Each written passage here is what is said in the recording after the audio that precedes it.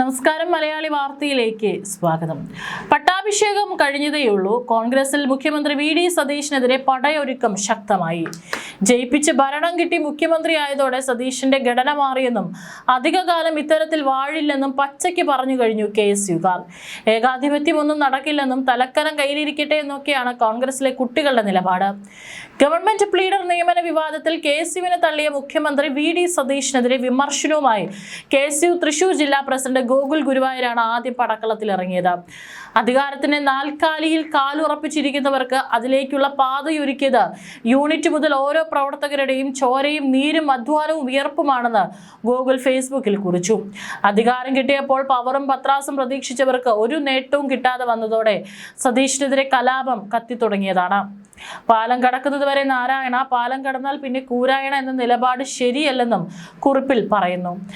വെള്ളം കോരിയവരെയും വിറക് വെട്ടിയവരെയും നോക്കുകുത്തിയാക്കുന്ന നയം അംഗീകരിക്കാനാവില്ലെന്നും കെ.എസ്.യു സംസ്ഥാന പ്രസിഡന്റ് അലോഷ്യസ് സേവ്യർ നേരത്തെ വിമർശിച്ചിരുന്നു. അലോഷ്യസിന് നിയമസഭാ തെരഞ്ഞെടുപ്പിൽ സീറ്റ് നിഷേധിച്ചപ്പോൾ തുടങ്ങിയതാണ് പാർട്ടിയിലെ പോര്. അഭിപ്രായം പറയാൻ കെ.എസ്.യു ആരാണെന്നും അവർക്കൊന്നും ഒരു കാര്യവുമില്ലെന്നാണ് വി.ഡി. സതീശൻ വാർത്താ സമ്മേളനത്തിൽ പറഞ്ഞതോടെയാണ് കെ.എസ്.യുകാർ പരസ്യമായ പോരാട്ടം തുടങ്ങിയത്.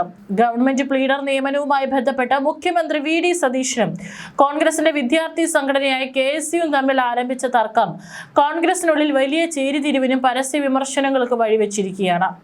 കെ.എസ്.യു സംസ്ഥാന പ്രസിഡന്റ് മുഖ്യമന്ത്രിയെ കാണാൻ അനുമതി നിഷേധിച്ചതിന് പിന്നാലെ കോൺഗ്രസ് വക്താക്കൾ തമ്മിലുള്ള വാക്പോര് രൂക്ഷമായി. സജീവ RSS പ്രവർത്തകരായ DS ശരത്തിനെ സീനിയർ ഗവൺമെന്റ് പ്ലീഡറായി നിയമിച്ചതാണ് വിവാദങ്ങൾക്ക് തുടക്കമിട്ടത്. മുഖ്യമന്ത്രി വി.ഡി. സതീശന്റെ കുറിപ്പിന്റെ അടിസ്ഥാനത്തിലായിരുന്നു ഈ നിയമനം നടന്നത്. അന്ന് തന്നെ തിരുവനന്തപുരം ഗവൺമെന്റ് ലോ കോളേജിലെ കെ.എസ്.യു മുൻ യൂണിറ്റ് പ്രസിഡന്റുമാർ ഉൾപ്പെടെയുള്ളവർ ഈ നിയമനത്തിൽ കടുത്ത ആശങ്ക രേഖപ്പെടുത്തി രംഗത്ത് വന്നിരുന്നു. സർക്കാരിനും മുഖ്യമന്ത്രിക്കുമെതിരെ കോൺഗ്രസിലെ അഭിഭാഷക വിഭാഗമായ ഇന്ത്യൻ ലോയേഴ്സ് കോൺഗ്രസ് അംഗങ്ങളും എതിർപ്പറിയിച്ചിരുന്നു.